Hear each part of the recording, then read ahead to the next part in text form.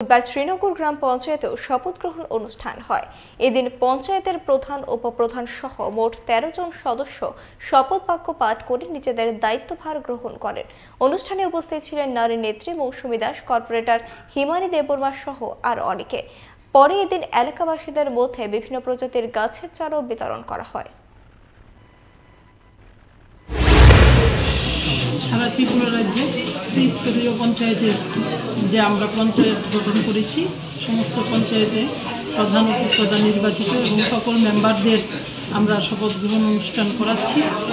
দলের পক্ষ থেকে শ্রীনগর এই পঞ্চায়েতে আমার দায়িত্ব, আমার মাননীয় সভাপতি শ্রী রাজীব ভট্টাচার্য আমাকে এখানে দায়িত্ব দিয়ে পাঠিয়েছেন।